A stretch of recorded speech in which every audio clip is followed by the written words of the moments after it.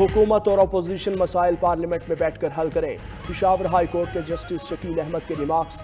अदालत में opposition leader Umar Ayub और मेंबर कौमी असम्बली फैसल अमीन की राहदारी जमानत पर समाअत। जस्टिस शकील अहमद ने मजीद कहा, ये मुल्क सलामत है तो हम हैं, पहली तरजीह ये मुल्क है। जब कोई नाखुशगवार वाक़या होता है तो मुल्क का नुकसान होता है। उमर अयूब, आप पर ज्यादा जिम्मेदारी बनती है, आप अपोजिशन लीडर हैं। उमर अयूब अदालत में बोले, अपोजिशन लीडर और जुडिशल कमीशन का मेंबर हूँ। हाल ये है मेरे खिलाफ मोटरसाइकिल चोरी की 3 FIR दर्ज हैं। अदालत ने उमर अयूब और फैसल अमीन को 21 दिसंबर तक राहदारी जमानत दे दी।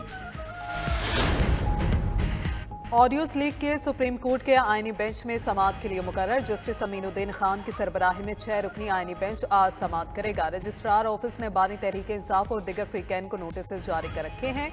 आईनी बेंच में बानी तहरीक इंसाफ की तारकीन वतन को वोट का हक देने की दरख्वास्त पर भी समाअत होगी। उधर GHQ हमला केस की समाअत आज अडियाला जेल होगी। बानी PTI समेत दिगर मुल्ज़िमान पर फर्द जुर्म आयद किए जाने का इम्कान। ATC रावलपिंडी की बानी PTI शाह महमूद कुरैशी समेत तमाम मुल्ज़िमान को पेश होने की हिदायत।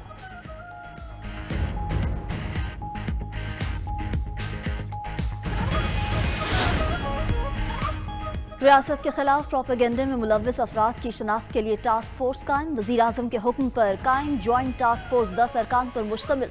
सरबराह चेयरमैन PTA मुकर्रर, director FIA cyber crime, director Wazarat IT, joint secretary इत्तलात police का DIG रैंक का अफसर भी टास्क फोर्स का हिस्सा। टास्क फोर्स हालिया एहतजाज के पेश नज़र झूठा प्रोपेगेंडा करने वाले अनासर की निशानदही करेगी। टास्क फोर्स 10 दिन में अपनी सिफारिशात हुकूमत को पेश करेगी।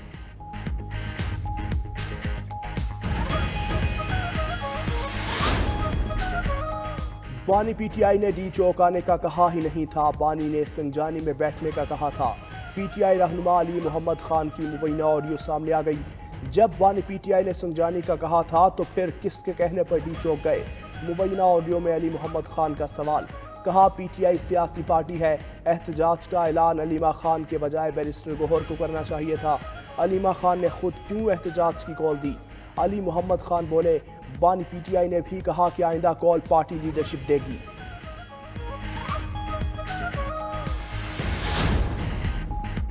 वज़ीर आला खैबर पख्तूनख्वा से कुरुम जिरगे के मेंबरान की मुलाकात। कुरुम मसले के हल के लिए बाज़ाब्ता मुज़ाकरात के आगाज़ पर तबादला ख्याल। वज़ीर आला अली अमीन गंडापुर की कुरुम मसला हल करने की मुकम्मल यकीन दहानी। कहा, जिरगा अरकान को कुरुम में दरकार तमाम सहूलियात फराहम करेंगे। ग्रैंड जिरगे के जरिए तनाज़ का पुरअमन और पायदार हल निकल आएगा।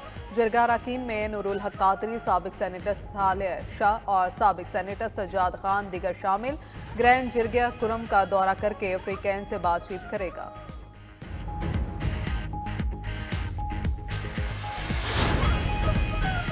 वज़ीर आज़म शहबाज शरीफ ने वफाकी काबीना का इजलास शाम 4 बजे तलब कर लिया। इजलास का 21 नकाती एजेंडा भी जारी।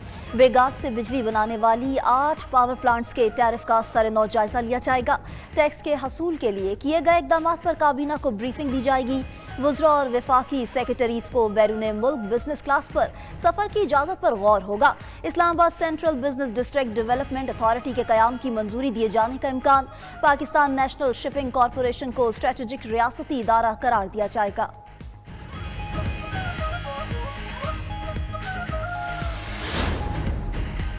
वज़ीर आज़म की मुत्तहिदा अरब अमारात को 53वें कौमी दिन की मुबारकबाद। शहबाज शरीफ ने अपने पैगाम में कहा, हमें मुत्तहिदा अरब अमारात की तरक्की और खुशहाली के शानदार सफ़र पर फ़ख्र है। ये सफ़र शेख ज़ायद बिन सुल्तान अल नहयान मरहूम की दानिशमंदी और फ़हम फ़रासत की वजह से मुमकिन हुआ। जिद्दत के इस विजन को शेख मोहम्मद बिन ज़ायद अल नहयान और शेख मोहम्मद बिन राशिद अल मखतूम ने आगे बढ़ाया। पाकिस्तान मुत्तहिदा अरब अमारात दोस्ती जिंदाबाद। वज़ीर दाखिला मोहसिन नकवी ने कहा, UAE ने हर मुश्किल वक्त में पाकिस्तान का साथ दिया।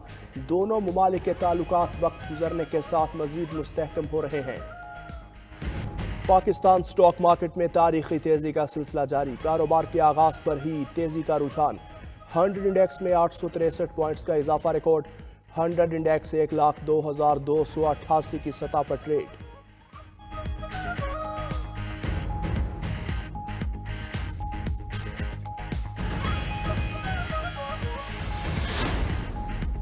बिजली बिलों में इजाफी सरचार्ज। सिंध हाई कोर्ट ने दरख्वास्तें रेगुलर बेंच के दायरे इख्तियार में करार दे दी। Chief justice Sindh high court نے مختصر فیصلہ سنا دیا۔ فیصلے میں کہا بجلی بلوں میں اضافی سر چارج کے خلاف درخواستیں ریگولر بینچ ہی سنے گا۔ عدالت نے ریگولر بینچ کے دائرہ اختیار سے متعلق نکتے پر فیصلہ محفوظ کیا تھا۔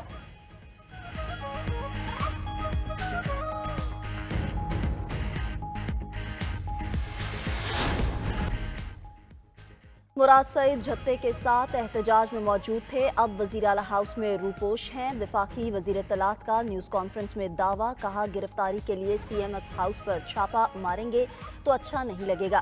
اسلام آباد میں مظاہرین پر فائرنگ کے الزامات بھی مسترد کر دیے، کہا کوئی ایک ثبوت ہے تو دکھا دیں جس میں براہ راست فائرنگ کی گئی ہو۔ پی ٹی آئی پر فیک ویڈیوز اور جعلی تصویریں پھیلانے کا الزام بھی لگا دیا، کہا اسلحہ تو انتشاریوں کے پاس تھا۔ سیکرٹری داخلہ نے مظاہرین پر براہ راست فائرنگ کا الزام مسترد کر دیا، کہا قانون نافذ کرنے والے اداروں نے نہایت صبر کا مظاہرہ کیا، مظاہرین نے بلا اشتعال گولیاں چلائیں، کچھ اہلکار شہید اور زخمی بھی ہوئے۔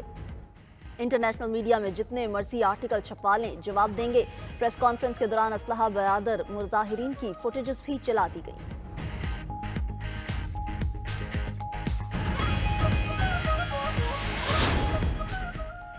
آ جائیں دیکھ لیں، مراد سعید وزیر اعلیٰ ہاؤس میں ہوں تو گرفتار بھی کر لیں۔ مشیر اطلاعات خیبر پختونخوا کی عطا تارڑ کو پیشکش، کہا احتجاج میں مراد سعید کو دیکھا تھا تو پکڑ لیتے۔ بیرسٹر سیف نے مراد سعید کے جلسے یا وزیر اعلیٰ ہاؤس میں موجودگی کی بھی تردید کر دی، کہا حکومت سفید جھوٹ بول رہی ہے، عطا تارڑ کے بیان کی کوئی اہمیت نہیں۔ حکومت کی جانب سے مسلح کارکنان کا دعویٰ بھی رد کر دیا، کہا ڈنڈے تھے، اسلحہ نہیں تھا۔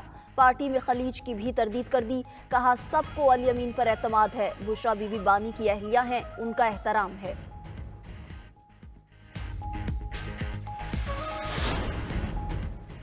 کرم کی صورتحال پر اے پی سی بلانے کس کا کام ہے؟ وزیر اعلیٰ اور گورنر خیبر پختونخوا آمنے سامنے۔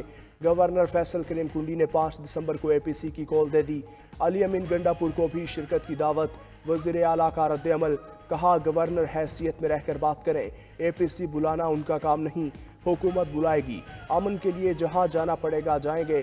صوبے میں سی ٹی ڈی کے غیر فعال ہونے کی خبریں مسترد کر دیں۔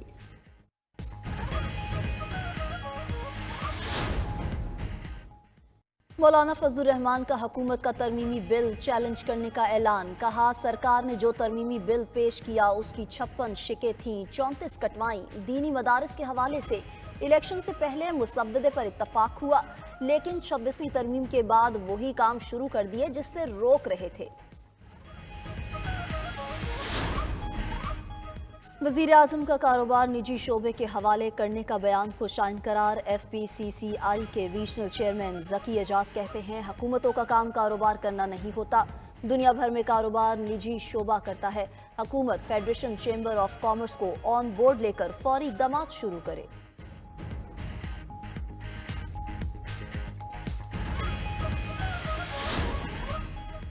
نجکاری ناگزیر، دنیا بھر کے 100 سے زائد ممالک نے نجکاری کا راستہ اختیار کر کے خوشحالی کے اہداف حاصل کیے، گھاٹے میں جانے والے ادارے منافع بخش بنے۔ امریکہ میں بھی تعلیم، طب، پانی، ہوائی اڈوں سمیت جیلوں کا انتظام بھی نجی اداروں کے سپرد کیا گیا۔ برطانیہ میں گیس، ریلوے، پوسٹل سروس، جنگی ساز و سامان تیار کرنے والی کمپنی سمیت کئی ریاستی ادارے نجی شعبے کو دیے گئے۔ وسطی اور مشرقی یورپ سمیت آسٹریلیا اور بھارت بھی نجکاری کے فارمولے کو اپنا کر ملک چلا رہا ہے۔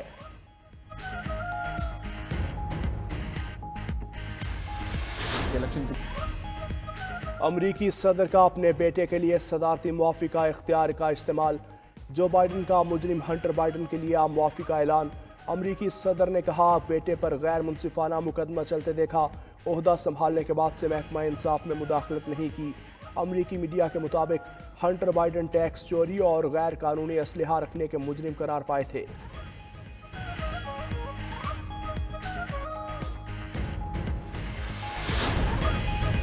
اسرائیل کی مساجد میں اذان دینے پر پابندی، اسرائیلی قومی سلامتی کے وزیر بن گویر کا مساجد میں اذان دینے پر پابندی یقینی بنانے کا حکم، پولیس کو لاؤڈ سپیکر ضبط کرنے اور جرمانے کرنے کی ہدایت۔ پیو ریسرچ سینٹر کے مطابق اسرائیل کی تقریباً 14% آبادی مسلمان ہے۔ امریکی مسلم کونسل کی اسرائیل کی مساجد میں اذان پر پابندی کی شدید مذمت۔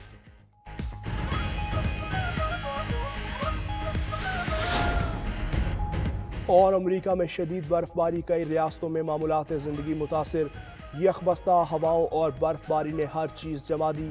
خبر ایجنسی کے مطابق ریاست اوریگن میں 90,000 شہری بجلی سے محروم، ریاست مونٹانا میں برف باری سے شہریوں کو شدید مشکلات۔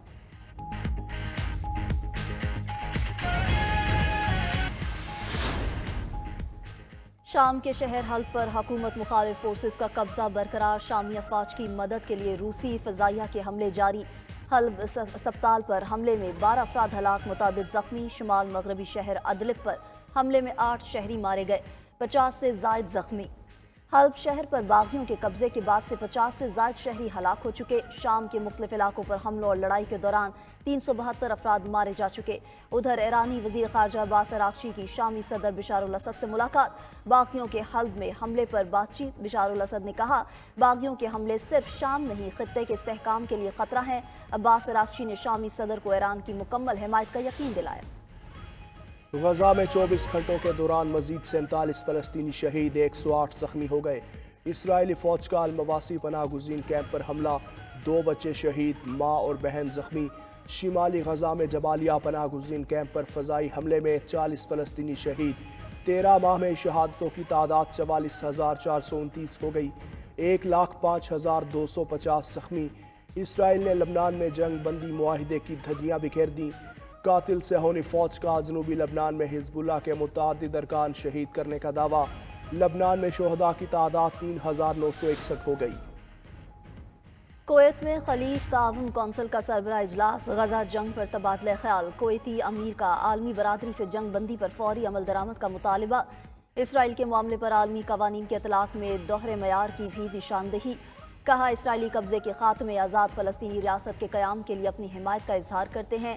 دوسری جانب متحدہ عرب امارات کے صدر کی سعودی ولی عہد سے ملاقات، مشرق وسطیٰ کی صورتحال پر تبادلہ خیال، ادھر امریکی وزیر خارجہ کا ترک ہم منصب سے ٹیلی فونک رابطہ، غزہ جنگ اور انسانی امداد کی کوششوں پر بات چیت۔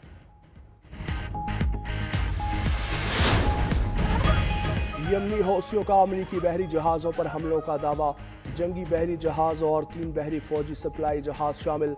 حوثیوں کے مطابق بحیرہ عرب اور خلیج عدن میں امریکی بحری جہازوں پر حملے کیے، بحری جہازوں کو بیلسٹک اور کروز میزائلوں سے نشانہ بنایا۔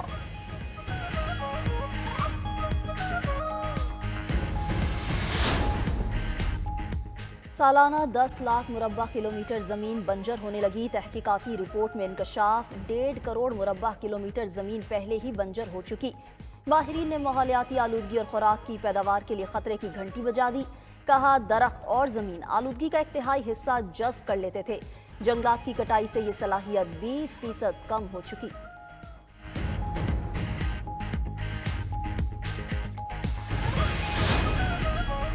چیمپئنز ٹرافی کا تنازعہ ووٹنگ سے پہلے ہی حل ہونے کا امکان، آئی سی سی اور بھارتی بورڈ کو پاکستان کا فارمولا پیش کیا جائے گا۔